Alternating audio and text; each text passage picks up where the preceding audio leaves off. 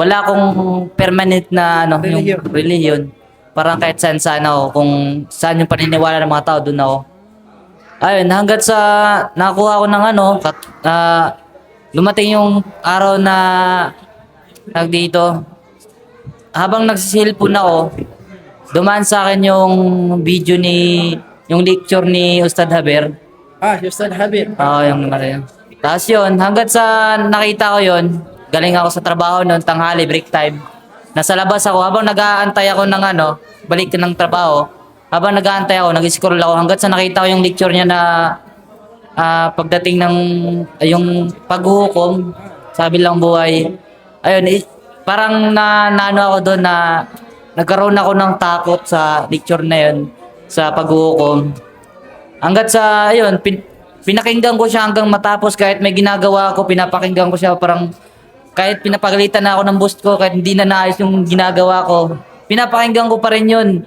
Hanggat sa parang nagkakaroon ako ng kaba sa sarili ko. Parang nakukonsensya ka, gano'n. Oo, nakakonsensya ako sa lahat. Parang nakikita ko yung mga nagagawa kong mali dati.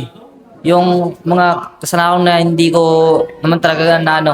Tapos yun, hanggat sa pagdating ng tapos ng trabaho, pagdating ng gabi, pinag-aaralan ko pa rin siya. Maraming siyang mga lecture hanggat sa digmaan ng Badar, hanggang sa ano, sa kwento ng Propeta Muhammad sallallahu alaihi wasallam, kung paano siya inapi nung itinawid niya yung tauhid.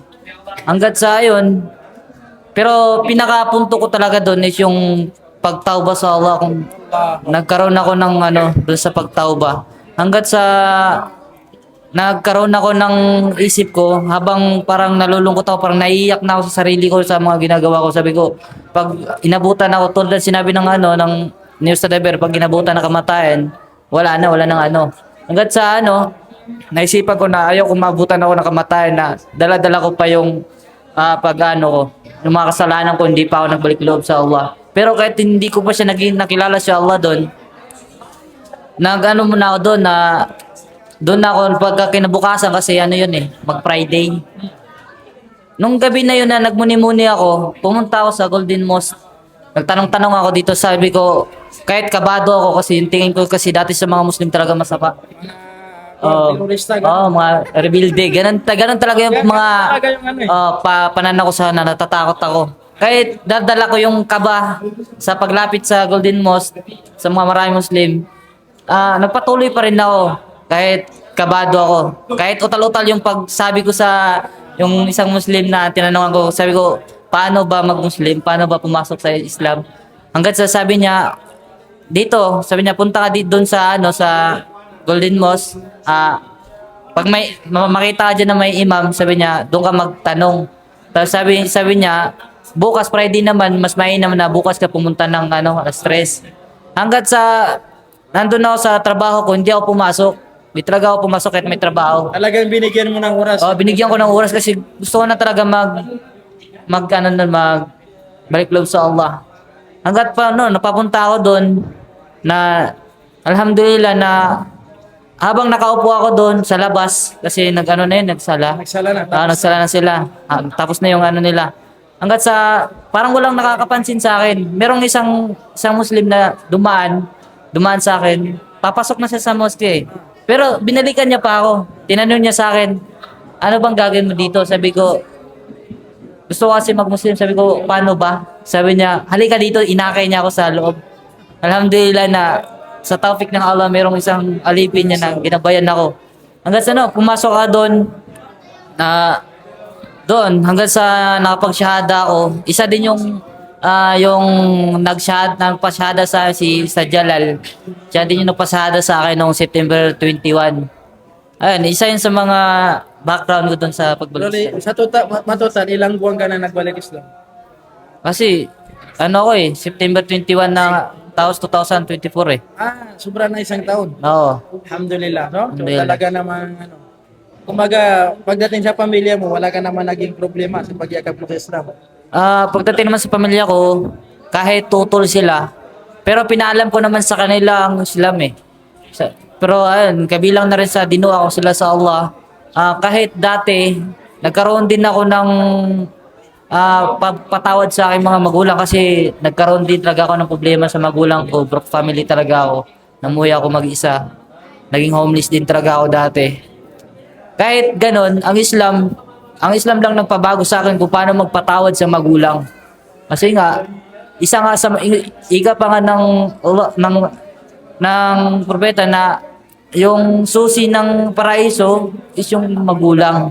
Kaya doon nagkaroon ako ng takot na kapag hindi ko sila binigyan ng kapatawaran, kung ako ay may sama ng loob pa sa kanila, hindi ako makakapasok sa So, paraiso. ibig sabihin, yung mismo ang Islam ang lumapit sa'yo sa mga pamilya mo. Oo, nagbigay ng aral sa akin ang Islam at nagturo ng kabutihan kung paano magpatawad, magpakumbaba at magtiis, magtimpi. Kaya doon sa magulang ko, nanghingi ako ng tawad sa kanila kung ano man yung mga naisumbat ko sa kanila.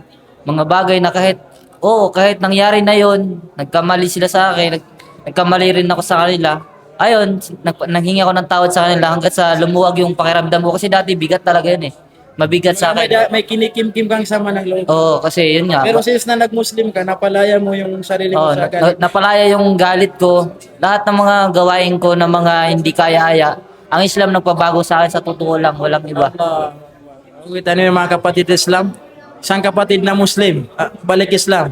Pero sa kanila natin naririnig yung tunay na panghahawak nila sa relihiyon Islam. So, patatagin ka nawa ng Allah. Lahat tayo sa relihiyon Islam, kapatid. Pangalan mo ulit? Adam, Adam, may asawa ka na? wala. Wala pa. Pag mag-asawa ka, magsabi ka sa amin, ha?